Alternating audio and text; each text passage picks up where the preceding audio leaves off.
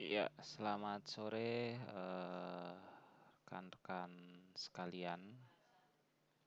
Nah, pada sore ini masih dalam konteks preservasi pengetahuan ya.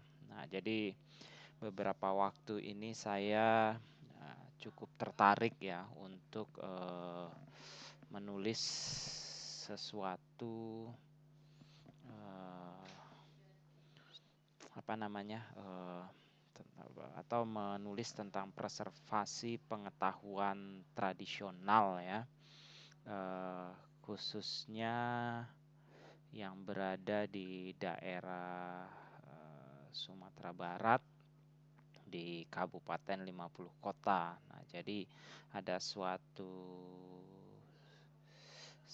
ya dapat dibilang seni tradisi yang disebut dengan Basi Jobang gitu ya. Nah, saya dari beberapa waktu lalu mencoba mencari-cari eh, apa namanya literatur yang menjelaskan tentang Basi Jobang ini gitu. Nah, kemudian saya menemukan salah satu ya tulisan di koran Kompas ya. Nah, bahwa memang ada salah satu tokoh yang sangat terkenal yang sudah disebut maestro, yaitu Asrul Datuk Kodo. Nah, yaitu yang seorang maestro dan praktisi si Jobang itu.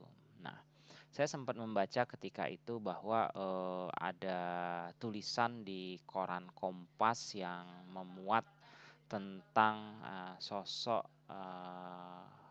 maestro tersebut ya, sosok Asrul Datuk Kodo tersebut. Nah, kemudian saya coba telusur di Google ya. Nah, kemudian saya menemukan salah satu tulisan tersebut ya yang diposting di website Universitas Ciputra, di website perpustakaan www.ac.uc ya, UC itu Universitas Ciputra.ac.id gitu ya kan. Nah, pada kesempatan kali ini, saya ingin, ini ketika saya masuk ke halaman webnya, tampilannya seperti ini gitu ya kan. Nah, saya ingin mengajak rekan-rekan sekalian untuk membaca isi artikel tersebut gitu ya kan. Nah, inilah sosok dari penjaga terakhir seni si Jobang tersebut gitu ya kan. Nah, itu sekaligus yang menjadi tajuk atau judul dari artikel ini, dimuat di koran Kompas 4 Juni 2015 di halaman 16 ya. Nah, inilah sosok dari Asrul Datuk Kodo tersebut gitu ya kan. Nah, oke, kita akan baca. Nah, dia masuk di kolom atau ya kolom sosok ya. Nah, jadi ini tampilan di korannya gitu ya kan. Kita ditulis oleh Ismail Zakaria. Nah, saya sendiri nggak tahu, belum tahu siapa itu Ismail Zakaria. Nah, tapi kita akan baca ya, apa sih isi artikel yang ditulis Ismail Zakaria di kolom sosok koran Kompas tentang Asrul Datuk Kodo, penjaga terakhir seni si Jobang. Nah, awalnya di pembuka ya, pernah dianggap gila. Saat mulai mempelajari si Jobang, dia kini menjadi penjaga terakhir salah satu dendang khas Minangkabau ini. Saat usianya bertambah, sementara tak ada generasi muda yang mau mempelajari si Jobang. Keresahan menyelimuti Asrul Datuk Kodo, ketika itu usianya 63 tahun. Nah, seni ini suatu hari akan kehilangan penerus. Nah, pertengahan Mei lalu di sebuah warung di Nagari Simpang Sugiran, Kecamatan Guguk, Kabupaten 50 Kota, Sumatera Barat, Beberapa warga duduk santai sambil menikmati kopi. Asrul salah satu di antaranya. Pada siang yang sejuk di wilayah di bawah deretan perbukitan, Asrul mengenakan celana hitam dan batik coklat. Peci hitam tidak tertinggal. Dalam tanda kutip, dalam tanda petik, saya belum tidur dari semalam. Ada pertunjukan randai atau dalam kurung teater tradisional Minangkabau hingga larut malam. Tapi tak masalah, saya masih tetap bersemangat bicara tentang si Jobang, kata Asrul setelah menyeruput kopi hitamnya sebagai penahan kantuk. Asrul lalu mengambil satu korek api yang dibeli di warung samping rumahnya. Dia mengeluarkan sebagian isinya. Katanya kalau penuh, kotak korek api itu tidak akan bisa berbunyi. Nah, jadi yang menarik ya, kotak korek api ini adalah nanti menjadi musik pengiring dari aktivitas atau kegiatan bersijobang ini gitu ya kan. Nah, ini yang membuat salah satu yang cukup ciri khas gitu ya, bahwa ternyata basi jobang itu bisa sangat sederhana dari musik iringan, yaitu hanya dengan menggunakan kotak korek api ya, artinya korek api kayu ya, yang dikemas dalam satu kotak kertas ya. Dulu saya pun masih sering melihat itu, tapi sekarang saya tidak tahu masih ada atau tidak korek api kayu ini gitu ya. Nah, kotak korek api itu tidak penuh. Itu penting karena dalam membawakan seni dendang khas Minangkabau itu, Asrul menggunakan bunyi korek api sebagai pengiring. Nah, menurut dia, si Jobang juga bisa diiringi dengan alat musik lain seperti kecapi dan rebab, yaitu alat musik gesek. Nah, seperti siang itu, Asrul memegang korek api dengan 3 jarinya, kemudian menghentakkannya ke lantai kayu. Pergesekan antara batang korek api di dalam kotak menghasilkan bunyi. Nah, bersamaan dengan gerakan korek api, ia mulai berdendang. Dia juga mengentakkan kaki kanannya ke lantai sehingga tercipta alunan yang padu dengan bunyi korek api dan dendang. Kisah Anggunan Tongga memang tidak sebentar, karena itu dendang ini dinamakan si Jobang, yang berarti cerita yang panjang. Tahun 1975 sampai 1976, dendang ini pernah direkam Prof. Nigel Phillips dari Universitas Cambridge dan menghabiskan 64 buah kaset. Nah, tutur Asrul. Nah, ini menarik ya. Nanti kita akan coba telusur ya. Hasil rekaman atau catatan yang dihasilkan atau dibuat oleh Prof. Nigel Phillips dari Universitas Cambridge ini.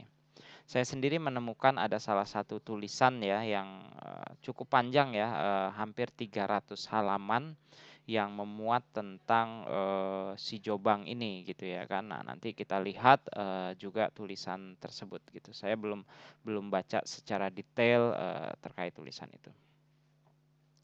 Asrul menceritakan dia mulai belajar si Jobang tahun 1970 pada usia 18 tahun. Keinginannya muncul karena warga memintanya menghidupkan kembali si Jobang. Di kampungnya, Nagari Sungai Talang, Kecamatan Gugua, tidak ada lagi tukang si Jobang. Sebutan untuk pendendang si Jobang. Tukang si Jobang terakhir di sana adalah Pak Ete atau paman yang meninggal tahun 1950. Saya berguru kepada tukang si Jobang yang tinggal di Nagari Kuranji, sekitar 6 km dari kampung saya. Beliau kebetulan murid almarhum paman saya, Kenang Asrul.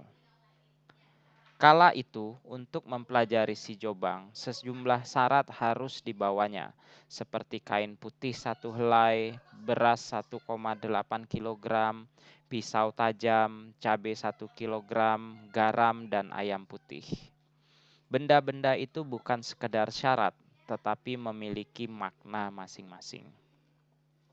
Kain putih melambangkan hubungan yang tulus antara guru dan murid. Pisau tajam agar ilmunya mempan dan bermanfaat. Beras agar apa yang dipelajari berkembang. Ayam agar rajin ia terus berlatih. Cabai dan garam agar dendangnya punya rasa. Ayam putih yang dibawa disimpan untuk dipelihara sang guru dan tidak boleh dijual. Saya belajar 2 kali seminggu, Rabu dan Sabtu malam. Dendangnya tak pernah saya tulis, tapi harus dihafal. Jadi sistemnya guru bercerita dan saya mendengar. Jadi benar-benar harus fokus. Kalau tidak bisa terlewat pelajarannya, lanjut Asrul. Agar tak lupa begitu pulang dari rumah sang guru, Asrul mengulang apa yang didengarnya. Setiap hari ia mendengarkannya, di tempat tidur, di kamar mandi, di jalan, hingga di warung-warung. Kebiasaannya yang hampir setiap hari berdendang si Jobang membuat sebagian warga menyebutnya gila. Kalau tiba di kedai kopi atau di keramaian, pasti ada yang bilang, "Ayo nyanyi." Kalau di Minangkabau itu bukan permintaan, melainkan ejekan. Tapi saat itu saya tidak peduli dengan ejekan warga. Tiap diminta saya akan langsung berdendang, lanjutnya. Sebutan gila karena si Jobang sempat membuat sang ayah melarang kegemarannya berdendang. Setelah masa jaya. Setelah belajar 1 tahun bersama sang guru, Asrul kemudian diajak berkeliling mengikuti pentas sang guru. Si Jobang kala itu menjadi hiburan wajib bagi acara pesta pernikahan, sunatan, dan lainnya. Berkeliling bersama guru berlangsung selama 4 tahun. Pada tahun 1973 saya berkesempatan tampil untuk pertama kali pada salah satu acara di Tiakar Payobasung, Kabupaten 50 Kota. Saya sempat ragu, tapi karena sang guru memberikan kepercayaan, saya ambil dan pertunjukannya lancar. Semalam suntuk tutur Asrul tersenyum.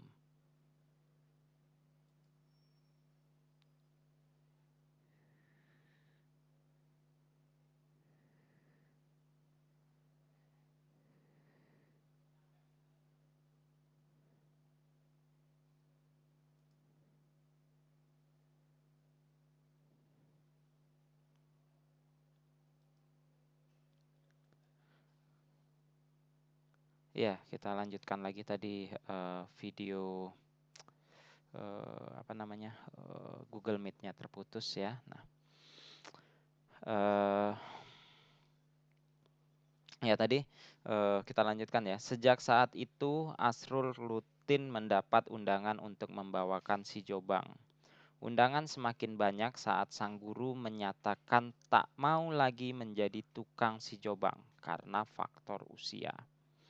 Tahun 1976 sang guru meninggal dunia dan membuat Asrul menjadi satu-satunya tukang si Jobang. Saat itu saya benar-benar laris manis. Pernah 1 bulan saya tidak tidur di rumah karena harus berkeliling. Kondisi itu berlangsung hingga awal tahun 2000-an kenangnya. Asrul menuturkan untuk sekali tampil yang dimulai dari pukul 21 hingga pukul 5 dia dibayar 15.000. Angka yang besar untuk tahun 1976. Dengan bayaran sebanyak itu, Asrul bisa menghidupkan keluarga, membeli sawah, dan lainnya. Saya bisa hidup dan bertahan dengan sebuah korek api. Dari sana saya belajar, mengerjakan sesuatu jangan tanggung-tanggung. Apapun usaha, pekerjaan harus tekun, kata Asrul yang diundang tampil di Institut Kesenian Jakarta, IKJ tahun 2000. Asrul menuturkan, ketekunannya pada si Jobang tidak hanya bisa untuk menafkahi keluarga. Dari kisah Anggun Nantongga ia menemukan banyak pelajaran hidup. Kisah dalam Si Jobang sangat kaya akan nilai moral. Si Jobang mengajarkan tentang kecerdikan, keberanian, tanggung jawab, kasih sayang sesama manusia, dan lainnya, kata Asrul. Asrul kini resah, tidak sekedar soal berkurangnya undangan untuk menampilkan Si Jobang, seiring makin banyaknya pilihan musik yang lebih instan, Asrul resah karena keberlanjutan seni yang dikuasainya hampir 45 tahun itu. Saya terbuka bagi siapapun yang mau belajar serius, tapi sampai sekarang tidak ada yang mau belajar. Sempat ada mahasiswa yang datang dan bilang mau belajar, namun hanya semalam. Setelah itu tidak kembali lagi. Anak pria saya juga bilang mau belajar, tapi sama saja untuk hal itu saya tidak bisa memaksa dia juga, kata Asrul. Asrul juga sudah mengusulkan ke sejumlah kampus seperti Universitas Andalas dan Institut Seni Padang Panjang agar seni Si Jobang dimasukkan ke dalam kurikulum. Sayang sejauh ini belum ada tanggapan. Seni Si Jobang mungkin akan bernasib seperti peribahasa, mati tidak ada kuburnya, hilang tidak tentu hutannya. Karena itu selagi saya masih hidup, kalau ada yang mau belajar silahkan, saya akan sangat senang, tuturnya. Asrul Datuk Kodo kelahiran tahun 1952, istri Nurbaiti almarhumah, anak Armiati 43 tahun, dan Andrianto 39 tahun. Pendidikan sekolah rakyat tahun 1958. Nah, itu adalah bunyi atau isi dari tulisan artikel yang dimuat di Kompas pada kolom sosok pada 4 Juni 2015 halaman 16 ya. Nah, menarik sekali ya bagi saya ya sebagai seorang salah satu pengajar untuk mata kuliah preservasi pengetahuan di Prodi D3 Perpustakaan FISIP Universitas Lampung. Nah, kenapa cerita Si Jobang atau seni Si Jobang ini menjadi begitu menarik ya? Nah, saya sendiri belum benar-benar mempelajari secara dalam ya. Apakah sang maestro Bapak Asrul Kodo ini masih ada atau sudah meninggal dunia atau masih ada dan masih sehat dan masih memungkinkan untuk kita wawancarai atau kita kita cari tahu lebih dalam tentang informasi dan pengetahuan tentang Si Jobang ini. Nah, dalam konteks preservasi pengetahuan ya bagi saya ini cukup unik ya. Yang pertama adalah kalau kita melihat bagaimana nilai-nilai yang tertanam gitu ya. Nah, misalnya kalau kita telusuri tadi dari tulisan singkat itu bagaimana sang maestro belajar ya. Nah, apa yang harus disiapkan, syarat-syarat segala macam itu juga punya nilai, punya makna tadi ya kan sudah secara jelas disebutkan.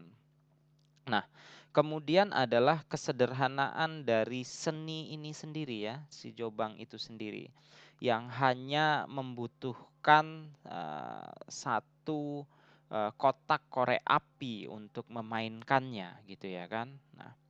Nah, kemudian bagaimana proses belajar atau transfer pengetahuan tentang Si Jobang itu sendiri ya. Karena dalam Si Jobang ini tentu ada cerita yang dibawakan ya, cerita Anggun Nantongga, yaitu cerita yang sangat panjang ya. Nanti kalau kita lihat dalam pementasannya dimulai dari jam 9 malam sampai nanti jam 5 subuh atau dini hari gitu ya kan. Nah, Yang menarik adalah bagaimana proses belajar itu dilakukan. Nah, ternyata tidak menggunakan sarana alat tulis atau alat rekam yang ada ya.